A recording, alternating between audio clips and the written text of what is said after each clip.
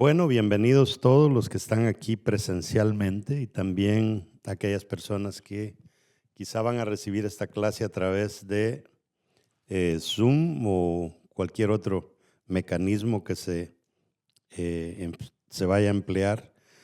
Esta clase para mí es una clase bien importante y cuando la vaya recibiendo, quizá usted va a decir, esta clase tiene más que ver con misiones que con educación cristiana. Pero la realidad es que lo que yo quiero es despertar en todos aquellos que han decidido educarse cristianamente, elevando sus capacidades. En cuanto yo sigo insistiendo que hoy en día a nosotros nos ha tocado la sociedad, quizá una de las sociedades más difíciles, porque la gente secular está muy preparada y el pueblo de Dios, especialmente el cristiano latino, no cree en la preparación. Si uno lleva a una iglesia a alguien que dé una gran predicación profunda en la Biblia y llevan a un profeta, el profeta se llena y el otro no le llega a nadie, porque no valoramos nosotros la buena educación. Entonces este tema se llama Poniendo la realidad de la iglesia en perspectiva.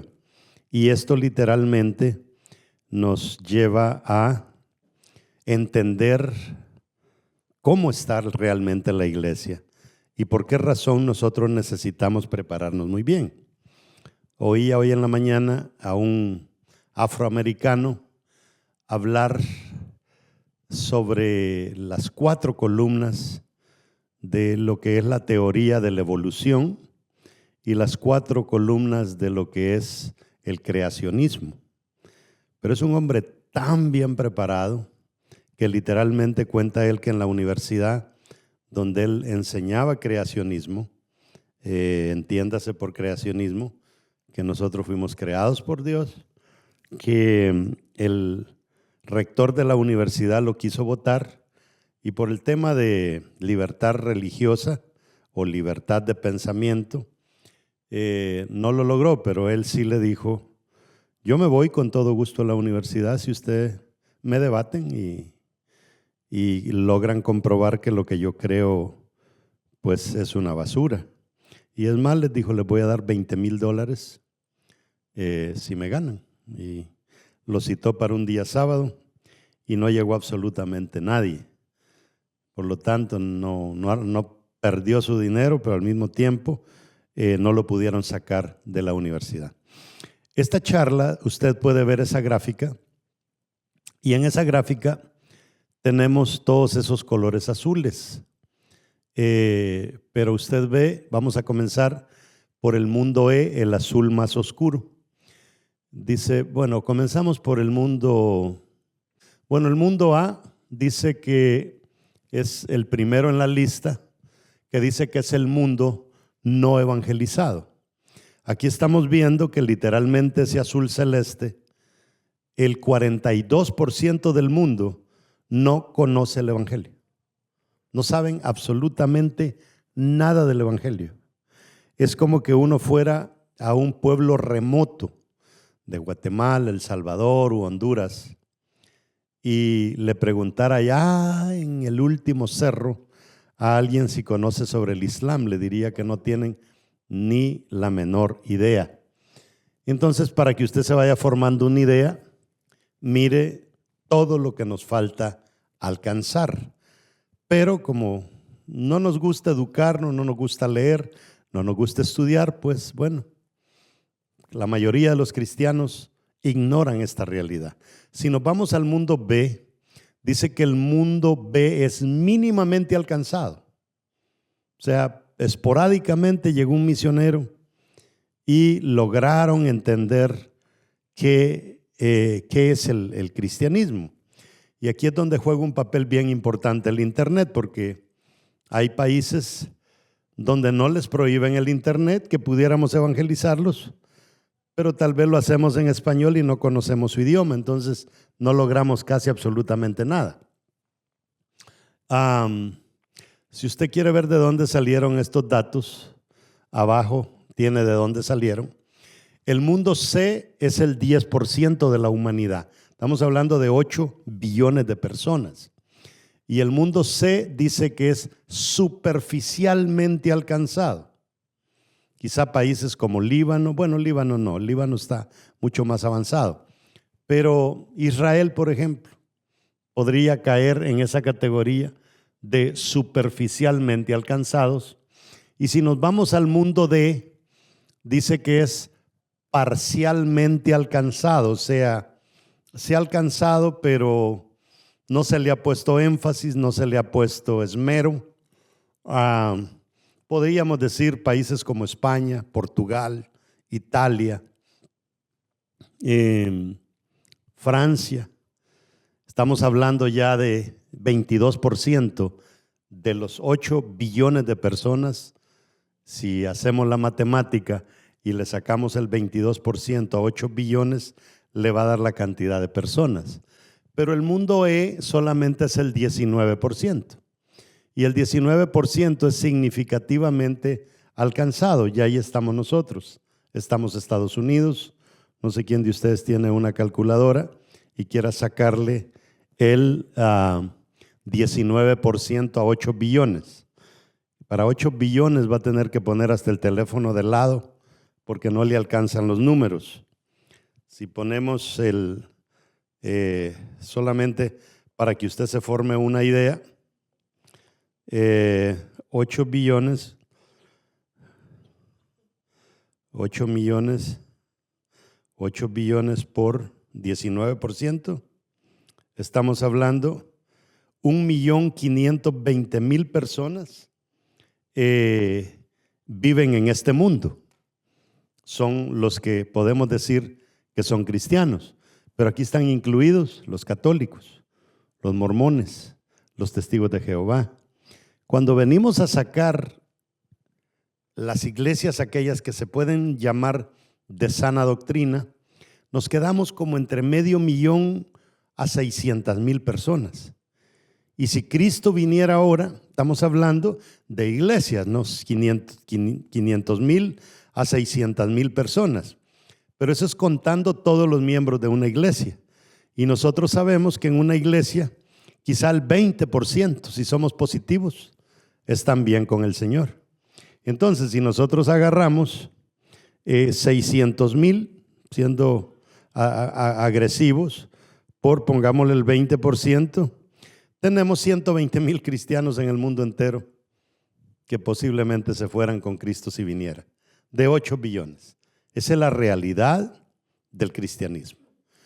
El Islam piensa diferente. Ellos dicen que tienen 1.9 billones y que sí, ¿verdad? En aquel día todos se van. Pero esta es la realidad que uno tiene que entender. Vamos a ver la realidad de la iglesia en Estados Unidos, por ejemplo. Dice la gráfica ahí que el 40% de las personas asisten a la iglesia por lo menos una vez al mes. El 40% por lo menos una vez al mes. El 12% de los cristianos en Estados Unidos, solamente el 12% lee la Biblia. El 25% de los cristianos en Estados Unidos admiten que nunca oran. El 35% de los cristianos en Estados Unidos dicen que nunca leen la Biblia. El 60% dicen que nunca ofrendan para misiones. Y el 70% dice que nunca asumen responsabilidades en la iglesia. El 70%. 85% dice que nunca invitan a nadie a la iglesia. Y el 95% de los cristianos en Estados Unidos nunca se ganan un alma para Cristo. Ahora, a mí estos números son literalmente preocupantes.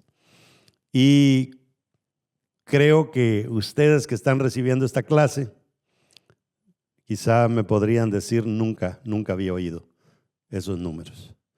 Y entonces, si nunca lo habíamos oído, aquí podemos ver la importancia de educarnos en torno a la realidad de la iglesia. Pero quiero que se dé cuenta de esto. Todas las iglesias recogemos ofrendas y recogemos diezmos. Le voy a dar estos datos que son escalofriantes. Estados Unidos, estos números eran mayores, pero últimamente han bajado y posiblemente desde que yo preparé esta charla han bajado aún más. Estados Unidos envía más misioneros que cualquier otro país en el mundo. Nadie supera a Estados Unidos a enviar misioneros. Estados Unidos envía 127,000 del total estimado de 400,000 misioneros en todo el mundo. O sea, 127,000 provienen de Estados Unidos. Y son 400,000 misioneros más o menos que se tienen a nivel mundial. 700,000 millones es la cantidad anual otorgada a cualquier causa cristiana. Mire qué gran cantidad de dinero. Solo 42.9 billones de los 700 billones se dan a las misiones anualmente. O sea que literalmente todo el resto del dinero de los 700 billones que se recogen en todas las iglesias se gastan en la misma iglesia. Entonces, póngase a pensar usted, conociendo estos números, así es que yo me muevo en la iglesia como pastor. Por eso nosotros literalmente gastamos un promedio entre 6 y 7 mil dólares mensuales solamente en el tema de misiones. ¿Cómo gasta la iglesia su dinero? Y aquí van todas las iglesias evangélicas. Mire todo el mundo azul ahí. Yo creo que aquí literalmente, sí, ¿se recuerda de los 4 colores que habíamos hablado? Ok, bueno.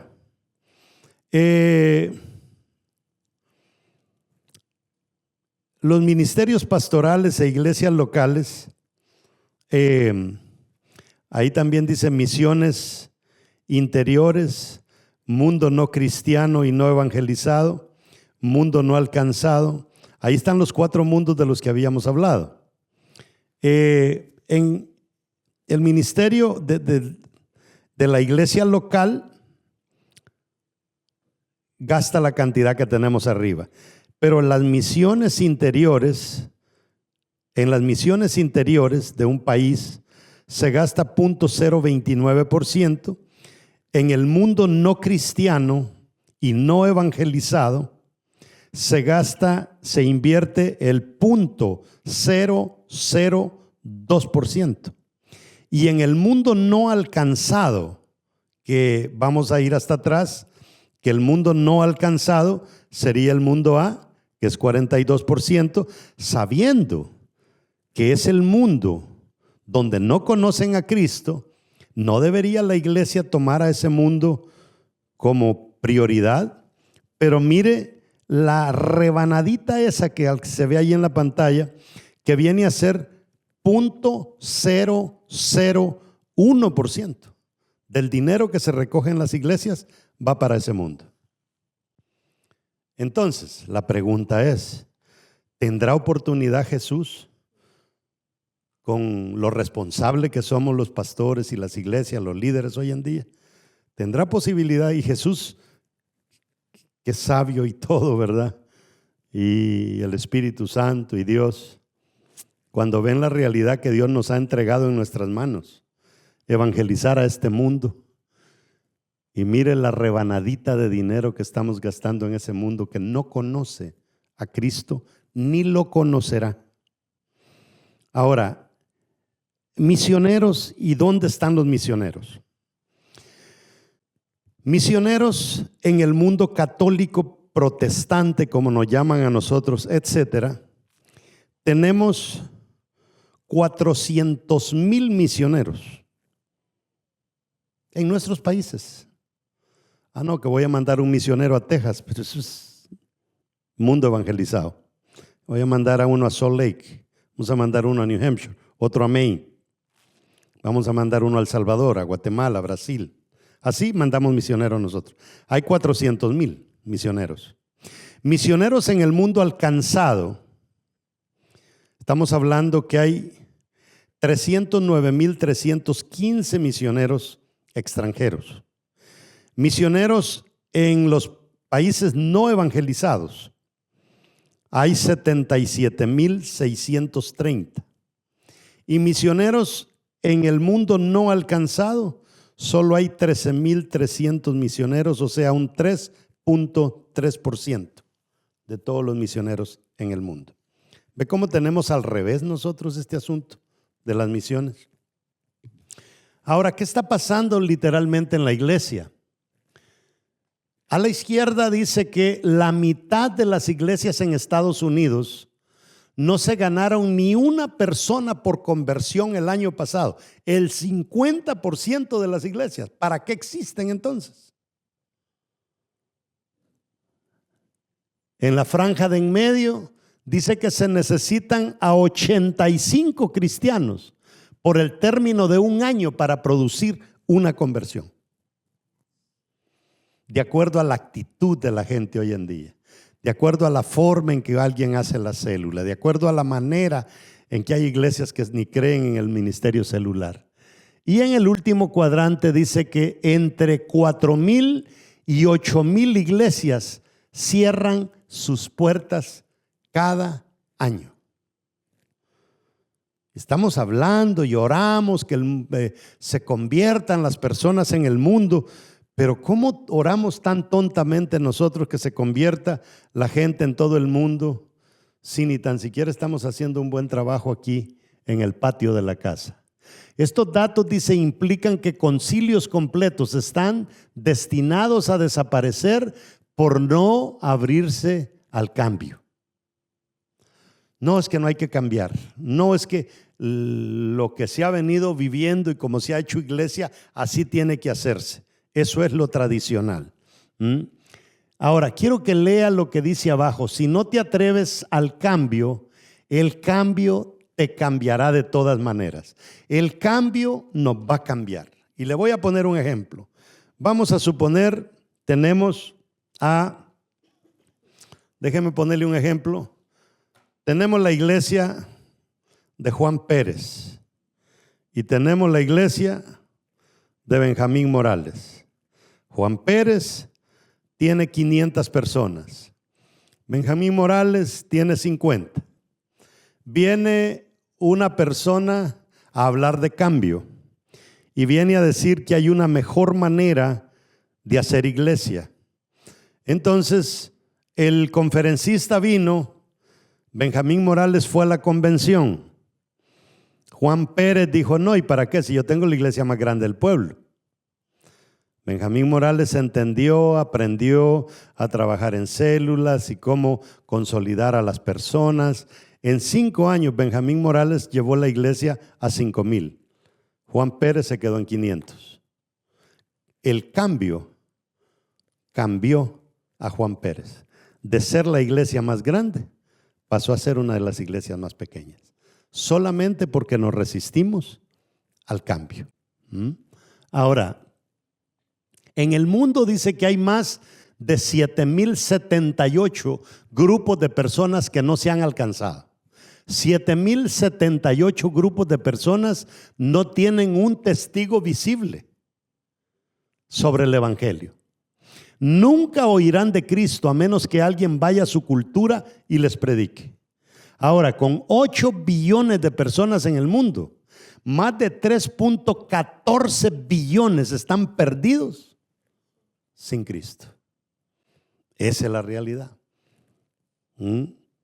Ahora, ¿literalmente estamos creciendo o estamos declinando? Porque Vida Real experimenta crecimientos. Acabamos de abrir una iglesia en New Hampshire y bueno, repusimos la gente que se fue para allá. Se abrió Rhode Island, ya repusimos lo que se fue para allá. Se fue un pastor para Para Utah ya repusimos. O sea, aparentemente como vida real podemos decir estamos creciendo, pero cuando agarramos el paquete entero de las iglesias, quiero que le ponga atención a estos datos que tenemos ahí. Dice que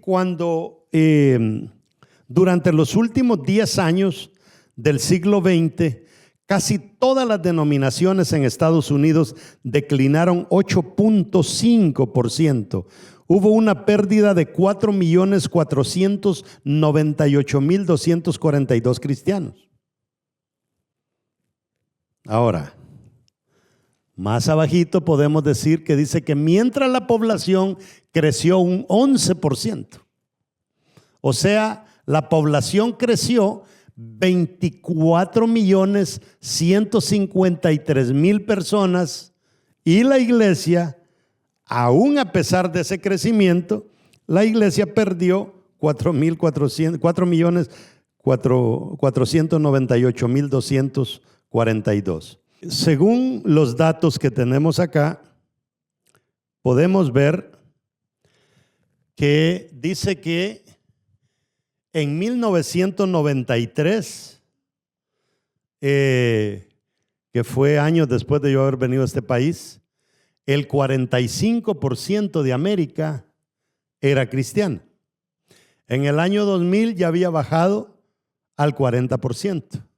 En el 2022, solo el 30% de los Estados Unidos declaraban ser cristianos. Entonces, si usted ve, 1991 el 49, 2019 el 33, 2022 30%. Si comparamos 2019 entre 2022 en 2 años, bajamos un 2% de la población. Y esto va para abajo.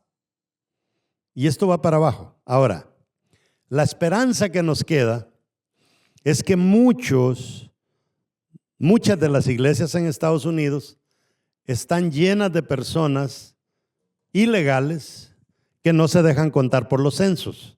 Y eso por lo menos es un poco esperanzador. Ahora, ¿cómo está creciendo la iglesia? 17, dice que 17 de cada 20 iglesias están quietas o declinando. 17 de cada 20. Póngase a pensar, 17 de cada 20 iglesias están quietas o declinando. 3 de cada 20 iglesias, 3 de cada 20 están creciendo. 2 están creciendo a través de crecimiento transferido. Gente que se fue de una iglesia a la otra. Solo 1 de cada 20 iglesias está creciendo por conversión.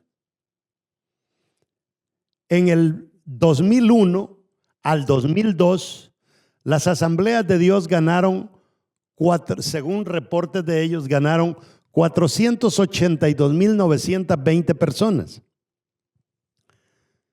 Ahora, según ellos, 118.436 de esos 400.000 fueron bautizados. 22.371 permanecieron. Esa es la realidad de la iglesia. 22.000 de más de 400.000 personas. Es lo que nos termina quedando en la iglesia. Eso nos da a entender a nosotros que tenemos que replantearnos este asunto. Tenemos que hacer una reingeniería del trabajo que la iglesia está haciendo. Entonces, por eso es que yo digo que debemos de poner un énfasis en la educación cristiana, pero de una manera responsable. No una educación cristiana que se enfoque solamente en aumentar el conocimiento, sino una educación cristiana que aumente la participación también de los cristianos en la necesidad que estamos viendo. Dice que en 1900, en el año 1900, dice que el 81% de los creyentes eran blancos. Mire qué interesante. En el año 2000, 100 años después, 40% de los creyentes eran blancos, por mitad se vino. En China la iglesia crece cada día, dice que hay unos 130 millones de cristianos en China. que supuestamente es un país comunista. Con más de 8 billones de personas en el mundo, casi 4 billones de ellos no conocen a Cristo. Entonces, estas realidades tenemos que tomar una decisión. ¿Qué vamos a hacer con estas realidades? ¿Vamos a actuar? ¿Vamos a tomar participación nosotros en ver qué es lo que vamos a hacer? Ahora, yo digo una cosa, hay que vean cómo hacen los demás, pero que me agarre Cristo a mí trabajando. Y esa es una buena manera de pensar, pero no es suficiente. Y por eso, todavía, si nosotros nos ponemos a pensar, hay un gran ataque al movimiento apostólico.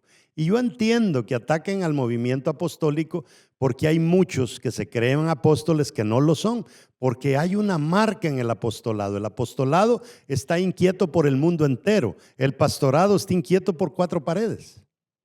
Entonces, cuando atacamos el pastorado que no es bíblico, que no existe, lo que estamos haciendo es frenar una ideología como la que le estoy planteando en este momento. La Biblia dice que en el año 1800 existían 67 idiomas, porque alguien puede decir, no, el problema es que no tenemos la Biblia en todos los idiomas. En el 1900 la Biblia estaba en 537 idiomas. En el 2000 la Biblia estaba en 2800 idiomas. En el 2017 ya la Biblia estaba en 2890 idiomas. O sea, se ha ido haciendo un gran trabajo por ese lado, pero hay otras áreas donde no nos amanece. Tecnología moderna. Ahora tenemos las computadoras, tenemos las redes sociales, tenemos el internet, tenemos los teléfonos, tenemos música, tenemos videos, tenemos televisión, tenemos inteligencia artificial. O sea, tenemos lo que la gente después de Cristo, desde años después de Cristo hasta el año, pongámosle 1900, no tenían nada de esas ventajas que nosotros tenemos ahora. Ahora usted le dice a una aplicación de AI que le prepare un mensaje para predicarlo el domingo que tenga que ver con arrepentimiento y en 3 minutos se lo prepara. Ya no hay necesidad de ir a una biblioteca, como me tocó a mí, a buscar libros para ver que me corroboraran con alguna idea que yo quería comunicar el domingo. Después vine yo y ya no necesitaba de las bibliotecas, usaba Google y todo eso, pero ahora está más avanzada la cosa todavía.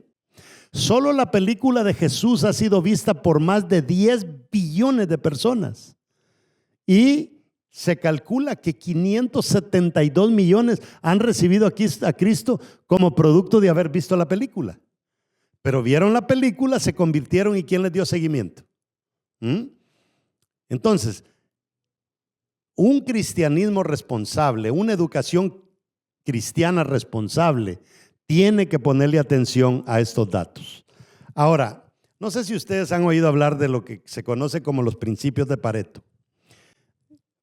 Pareto era un pensador italiano que decía él que el 20% de nuestro tiempo produce el 80% de los resultados.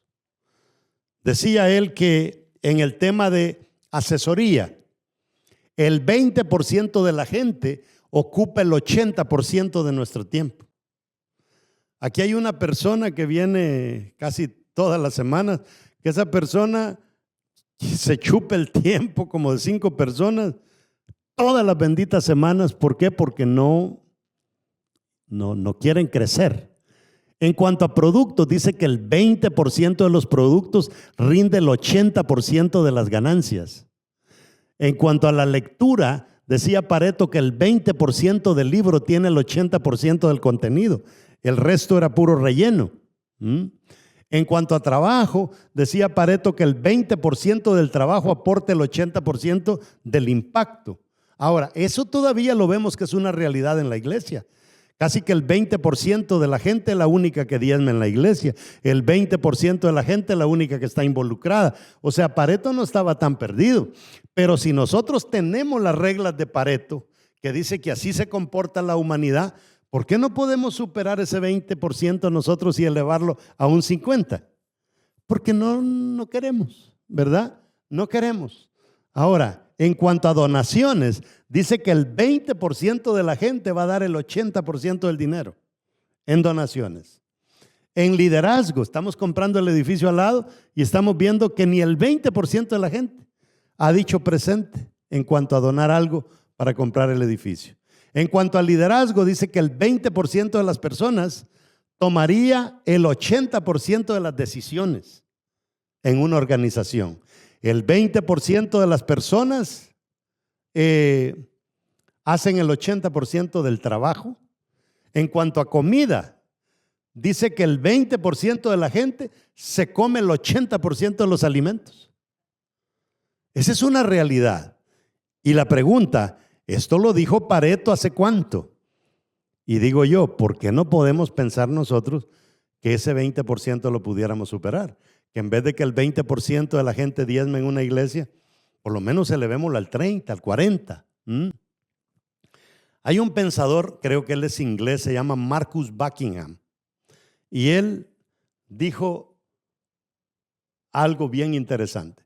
Menos dice del 20% de las personas, dice Marcus Buckingham, menos del 20% de las personas dicen que usan su fuerte en la organización o en la iglesia a la que pertenecen. Menos del 20% usan su fuerte. El 80% usan su débil. Porque las empresas no buscan personas en base a su fuerte. Las empresas buscan personas en base a la necesidad de la empresa. Y la persona, como no busca trabajo en base a su fuerte, sino busca trabajo en base a su necesidad, no le importa. Y por eso tenemos un mundo arrevesado, donde mucha gente agarra un trabajo y la despiden, y esa persona dejó demostrado que no servía, y la fábrica donde se fue a trabajar constató de que esta persona no sirve, no funciona, cuando la realidad es que la persona sí funciona. No funcionó porque quiso operar en su lado débil. Y eso lo hemos traído nosotros también a la iglesia. Dice Marcus Buckingham que 8 de cada 10 personas no están siendo productivas. 8 de cada 10, el 80% de la gente no está siendo productiva. Y dice que solamente 2 de cada 10 se dedican a producir. 20 de cada 100 se dedican a producir. Y dice que el 80% de la gente no produce en la organización o en la iglesia. Este otro pensador se llama Eric Hoffer. Y dice Eric Hoffer, en una época de cambios radicales, el futuro es de los que siguen aprendiendo. Los que ya aprendieron se encuentran equipados para vivir en un mundo que ya no existe. Y así pasa. Así nos está pasando a nosotros en la iglesia. Para tener gente productiva, tenemos que lograr que se enfoquen en tareas por las que ellos tienen un apetito para hacerlas. Y ahí vamos a darnos cuenta que sí hay productividad. ¿Cuál es su área fuerte? Y alejarlos de tareas que los frustran y los aburren, sus áreas débiles. Pero nosotros no buscamos eso, buscamos llenar un hueco, ¿verdad? Buscamos llenar un hueco y hay personas que dicen, miren, nos hace falta alguien que reciba gente ahora. Vaya a recibir gente usted, hermano, y pone un tipo con la mala cara y como que ha chupado un limón y se pone ahí al frente de la iglesia. ¿Qué es lo que va a hacer esta persona? ¿Va a dar una bienvenida? No. Dice que no hay líderes malos, hay personas en las asignaciones equivocadas. Y eso existe en la iglesia también. Dice, no descartes a ninguna persona porque está siendo poca productiva. Mejor averigua primero, puede ser que la tengas en el lugar equivocado. Y eso pasa en las iglesias. Y quiero que le ponga atención a esta gráfica. Guía de la inversión de mi vida. ¿Qué porcentaje usas para el reino de Dios? Y esta pregunta va para cada uno de ustedes. ¿Qué porcentaje de su vida usa para el reino de Dios? Yo hoy le decía a mi esposa, fuimos a tomarnos un café y le decía, fíjate que yo te voy a ser sincero. Si Dios, el día que Dios me quiera llevar, yo no tengo ningún problema. Que me voy a morir. Yo no tengo ni el más mínimo miedo, le digo, porque es que todos los días uno trabaja para ganar gente. El domingo se ganó 10, en el mes se ganaron 40, y si hacemos números, el mes siguiente vemos que ya se perdieron 30, que se perdieron 35, y le echamos la culpa al diablo, y que la gente no quiere, y que la gente dice que uno mucho los empuja, y que la gente dice que uno mucho pide dinero. Y ¿vale la pena esto? Y uno se pone a pensar, quizás tiempo es mejor, ¿verdad? Partir de este mundo. Es cuando uno le dedica ese tiempo a Dios. En cuanto a su tiempo, en una escala del 0 al 100, piénselo bien, evalúese. ¿Cuánto usted le dedica de tiempo al evangelio? En cuanto a su talento, ¿cuánto de su talento usted le dedica a Dios a la semana o al mes? Y en cuanto a mi tesoro, ¿cuánto está diezmando usted y está ofrendando a la causa de Dios? El resultado de eso nos va a decir la realidad por qué el evangelio está decayendo tanto. Porque de esas 3 columnas depende el éxito del evangelio a nivel mundial. Dice Mateo 6:20, acumula para sí tesoros en el cielo, donde ni la polilla ni el óxido carcomen, ni los ladrones se meten a robar, porque donde está tu tesoro, allí estará también tu corazón. Ahora, ¿en qué nos equivocamos? ¿En qué es que nos estamos equivocando?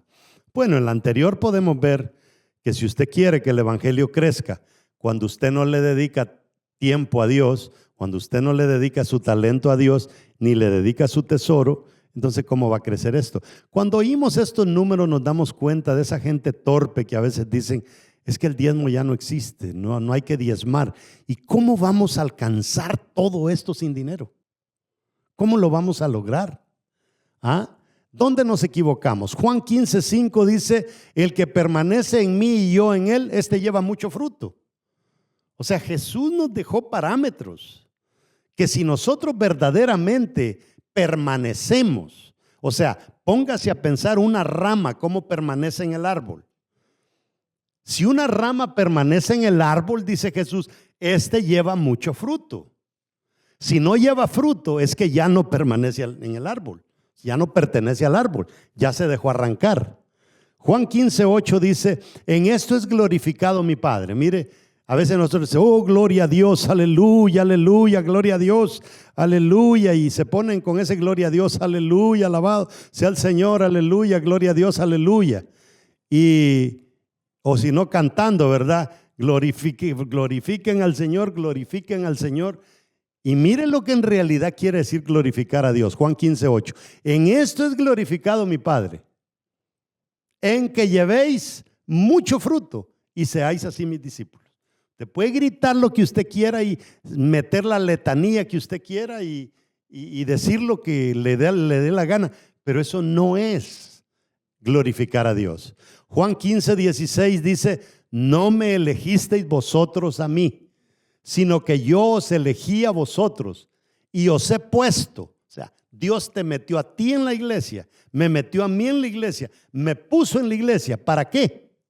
Dice, y os he puesto para que vayáis. Fíjese, ir, usar los pies, caminar, activarse, desplazarse, para que vayáis y llevéis fruto y vuestro fruto permanezca. No solamente es que gano, sino que el fruto tiene que permanecer.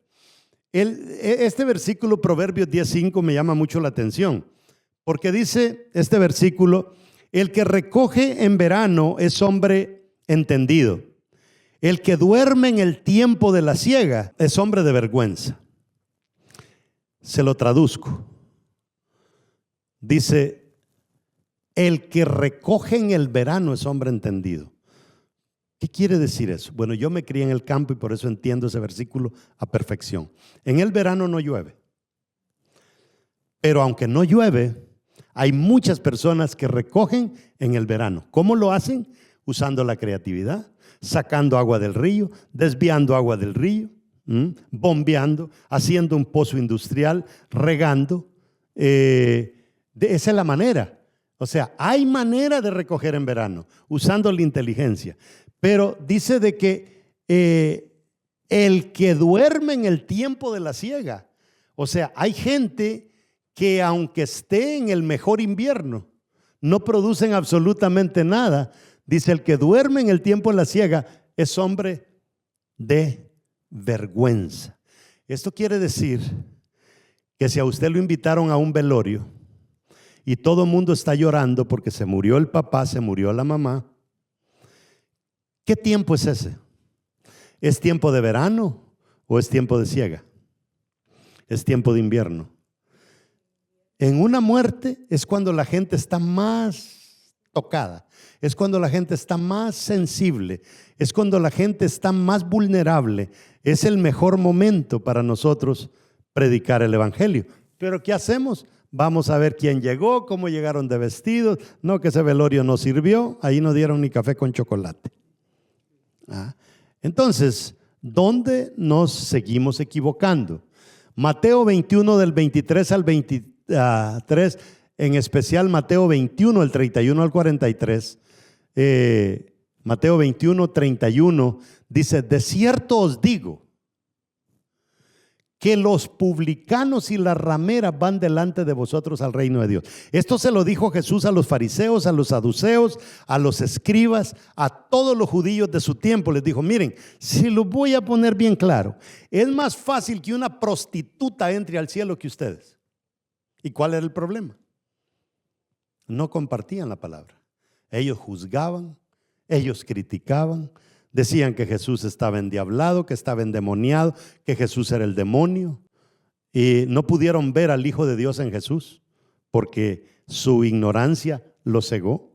Ahora, ¿por qué? Mateo 21, 43 dice: por tanto os digo que el reino de Dios será quitado de vosotros y será dado a gente que produzca los frutos de él. En otras palabras, hoy el Señor nos tiene como pastores. Hoy el Señor nos tiene como líderes. Que mañana sigamos siendo pastores o líderes, ¿quién sabe? ¿Por qué?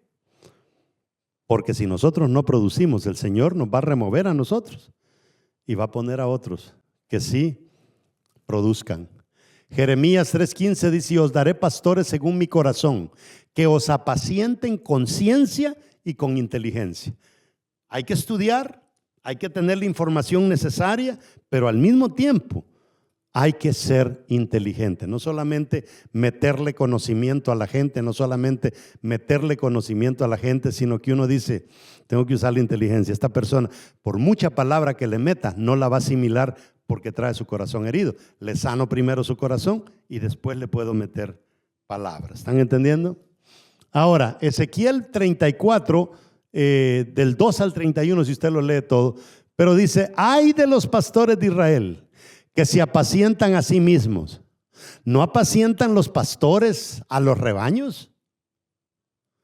Se las comen, les quitan la lana, no apacientan, no fortalece a los débiles, ni curan a las enfermas, no vendan la perniquebrada, no vuelven al redil las descarriadas, no buscan a la perdida, se han enseñoreado en contra de ellas con violencia y dureza. Esto es lo que nosotros vemos en la mayoría de iglesias, que no entendemos la realidad. Y por eso es que, aunque estamos en un mundo alcanzado, aunque estamos gastando todas las ofrendas en este mundo, no avanzamos, porque no estudiamos la palabra, pues. Ezequiel 34:8 dice: vivo yo, ha dicho Jehová el Señor, que por cuanto mi rebaño fue para ser robado y mis ovejas, ¿qué dice? Y mis ovejas fueron para presas de todas las fieras del campo, sin pastor, ni mis pastores buscaron mis ovejas, sino que los pastores se apacientan a sí mismos. y no apacentaron mis ovejas. Por tanto, oh pastores, oíd palabra de Jehová. He aquí, yo estoy contra los pastores y demandaré mis ovejas de su mano y les haré dejar de apacentar las ovejas, pues yo libraré, dice Dios, a mis ovejas. Mire, con este asunto del banco de alimento que nosotros tenemos en la iglesia, hubo tiempos que yo le llamaba a un pastor y le decía, venga a traer comida. Se llevaba 40 cajas. Y a veces me decía, hoy no voy, me dice, no me siento bien. La otra semana, hoy no voy, no tengo quien me ayude a repartirlas. Hoy no voy porque siempre que reparto la gente no se come las cosas. O sea, ¿qué tipo de pastores tenemos hoy en día? Literalmente dan vergüenza a estos pastores. Entonces es tan importante que le pongamos atención a la palabra. Ahora, la iglesia dice que es más grande de lo que usted piensa. Si vamos a ver esto desde el lado positivo, los cristianos, escuche bien, pasaron a ser entre los 2 billones de personas, según David Barrett, el investigador principal de la iglesia alrededor del mundo. Esa es la realidad de todo esto. O sea, la iglesia está creciendo, pero está creciendo en un mundo nuevo, en un mundo que nunca había hecho una gran diferencia en predicar el evangelio. Si nos vamos a estudiar, el cristianismo en México ha crecido, en Guatemala ha crecido, en El Salvador ha crecido, en Brasil ha crecido. Como decíamos, en China ha crecido, en África son millones los que se convierten a Cristo, pero son gente que no están en el radar.